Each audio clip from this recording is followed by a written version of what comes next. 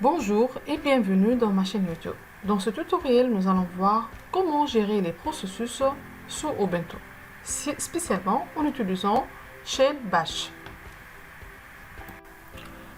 Le plan de ce tutoriel, ça sera comme suit. On va commencer par définir un processus, ensuite identifier son cycle de vie, après voir les différentes commandes qui s'appliquent sur un processus, son exécution en avant-plan et en arrière-plan, et finalement, comment on peut envoyer des signaux à un processus. Commençons par la première partie, à savoir la définition d'un processus et son cycle de vie. Donc un processus n'est autre que l'exécution d'un programme ou d'une commande sous Ubuntu. Donc, si je vais venir ici, je tape par exemple Firefox. Je vais lancer Firefox.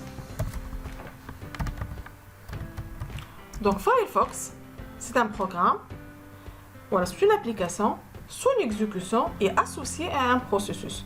Par exemple, ici, je vais exécuter Firefox, mais en arrière-plan pour avoir la main toujours sur l'invite. Donc, pour lancer une application, voilà, une commande en arrière-plan, on ajoute ce est commercial. Et voilà, donc vous voyez bien que Firefox, il était exécuté et son exécution, elle était associée à un processus où le processus, il a comme identifiant unique sur le système 2456. Donc, voyons qu'est-ce que j'ai comme processus lancé sur ma console. Donc, pour voir les différents processus lancés sur ma console, je tape PS. Vous voyez bien quels sont les processus qui sont lancés. Bash, par exemple, c'est la console. La console, elle est associée à un processus ayant cet identifiant 1862. Firefox, on a vu déjà qu'il est associé à un processus ayant comme identifiant 2456. PS, l'exécution de cette commande, elle est associée à un processus où ce processus, il a comme identifiant 2515. Donc, un processus, il est caractérisé par un ensemble d'informations. Son identifiant unique, le PID, son père qui l'a lancé, l'utilisateur qui a exécuté la commande, voilà, qui a exécuté le dispositif qui a lancé le processus, et un répertoire de travail, une priorité ou un temps d'exécution. Donc, juste une remarque, le père de tous les processus, c'est le système D. Donc, c'est le système D, un processus qui s'appelle système D ou ayant le PID 1. Donc, si on fait l'exécution pour voir, donc je vais utiliser une commande. Donc, je vais utiliser une commande qui s'appelle PS3, qu'elle va me donner l'arborescence de tous les processus avec le lien de parenté père-enfant. Donc PS3, je vais affiner le résultat en utilisant pipe more. Et vous voyez bien que système D, c'est le père des autres processus. Si je descends un peu en bas, voilà, juste, je vous explique la première ligne, au bas, je vais descendre. Et après, je vais descendre. Donc, vous voyez bien que système MD, c'est le processus père des autres processus qui sont lancés déjà sur mon système. Par exemple, système D est le père de modem manager. Et modem manager, c'est le père de GDBus ou GME. Et vous voyez bien que système D, il est le père des autres processus lancés.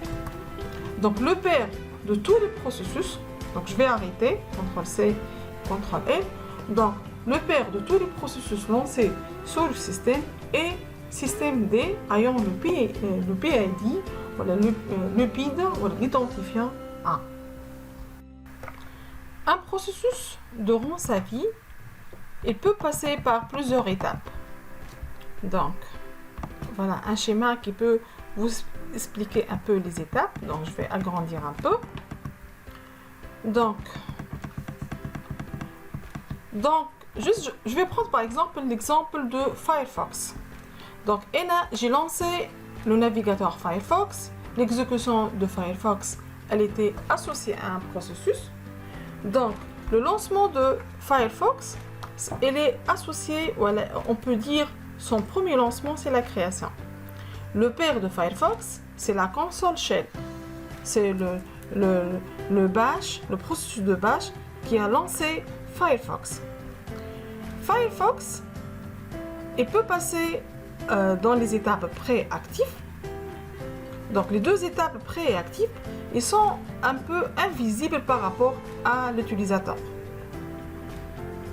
Pourquoi?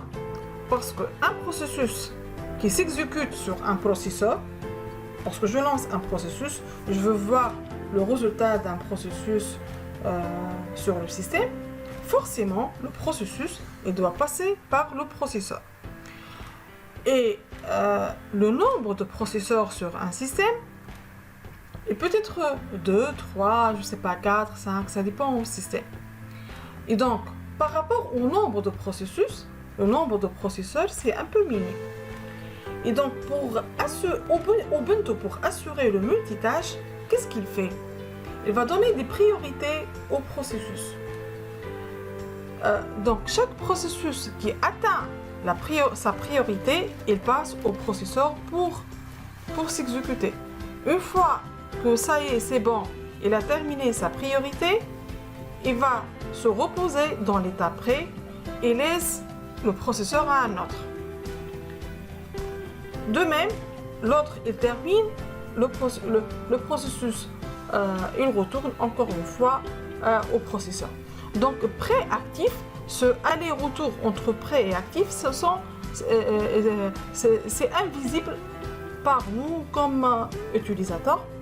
Parce que c'est le multitâche. Donc, il y a un algorithme utilisé par Ubuntu pour assurer le passage entre pré et actif pour pouvoir partager le processeur, les processeurs entre les processus.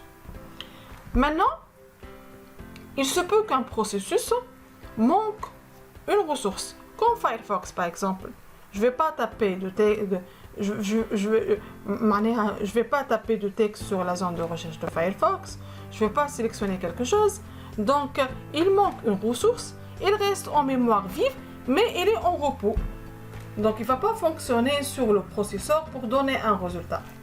Dans ce cas, si le processus il manque une ressource quelconque, il passe à cette étape, l'étape de repos. Donc il manque une saisie de clavier, il manque, je ne sais pas, une ressource quelconque. Donc il passe à cette étape. Une fois que un processus bloqué où il va avoir sa ressource manquée, il passe encore une fois après, il attend son tour sur le processeur, il s'exécute et ainsi de suite. Il va passer dans ce aller-retour entre prêt et actif. Voilà. Donc, une fois que le processus il a terminé son travail, il a terminé sa mission, normalement, il termine son exécution.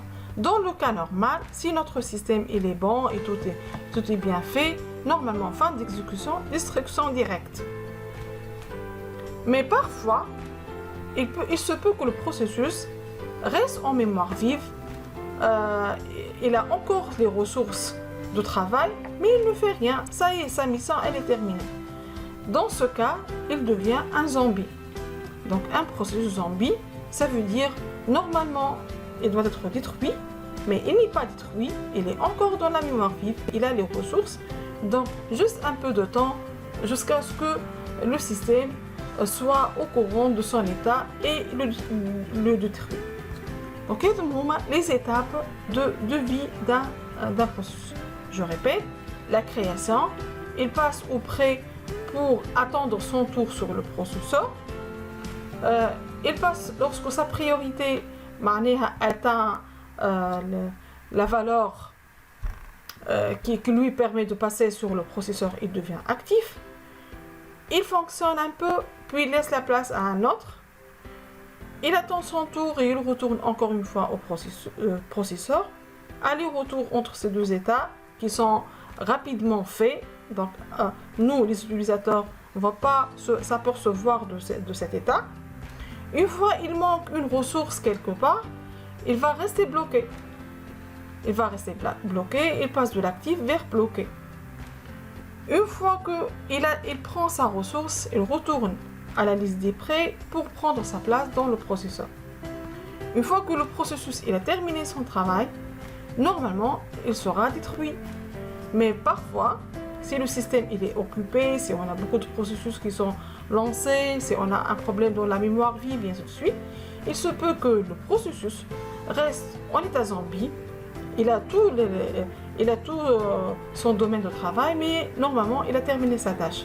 Donc, il reste un petit moment, ça dépend ce petit moment comment, ça dépend de l'état du système. Donc, un état zombie, donc il ne fait rien, il existe, mais il ne fait rien, jusqu'à ce que le système soit au courant de son état, libère les ressources, il sera détruit. Passons maintenant à la partie commande. Donc, la première commande qu'on va voir ensemble, voilà, on va se rappeler parce qu'on l'a fait déjà au début de ce tutoriel.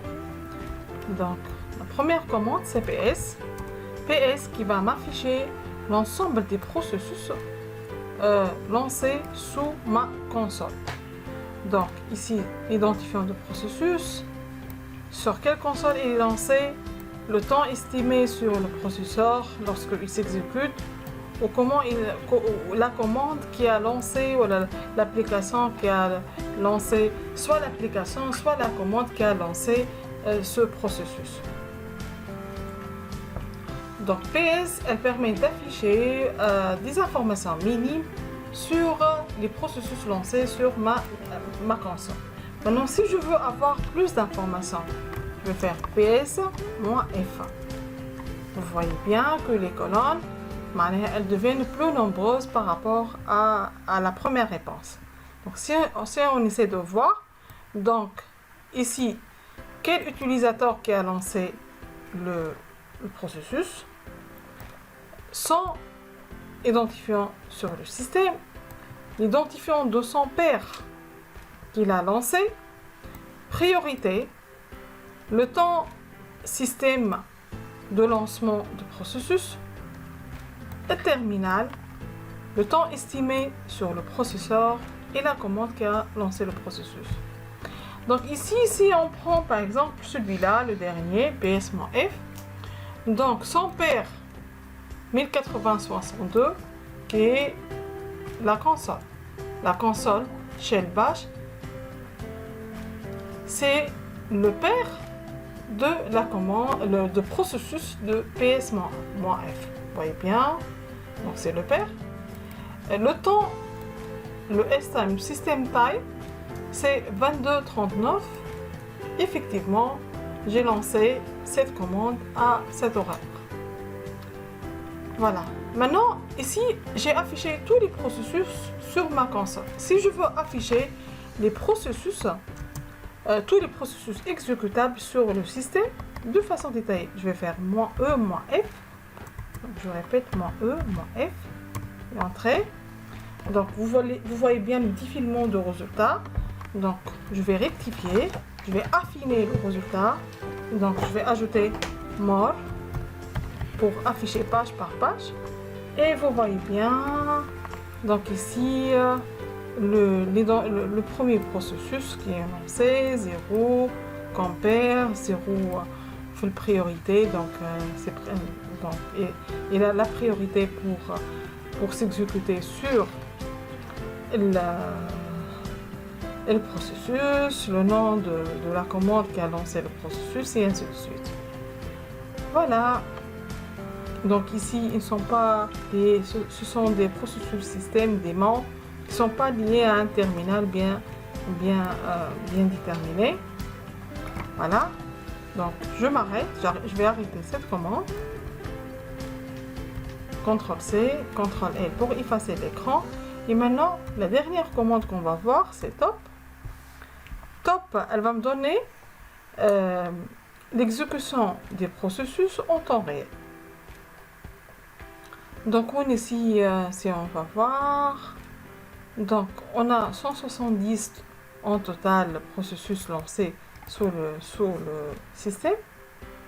On a 2 qui s'exécutent sur le processeur. On a 169 qui sont bloqués, qui attendent une ressource. On a 0 arrêté, 0 qui ont terminé leurs travaux et 0 en état zombie. Sinon, ici, on va voir donc quelques informations sur le processeur, sur la mémoire, donc le total de la mémoire, ce qui est libre, ce qui est utilisé. Ici, par exemple, on va voir le pourcentage, donc CPU ici pour voir le pourcentage d'utilisation du CPU par rapport au processus. Voilà. Donc voilà. Donc quel est le résultat de top? Pour sortir, je tape Q, donc la lettre Q. Voilà, on est arrivé à la fin de cette vidéo. J'espère que tout est clair. Et je vous conseille de suivre la vidéo suivante pour terminer le tutoriel.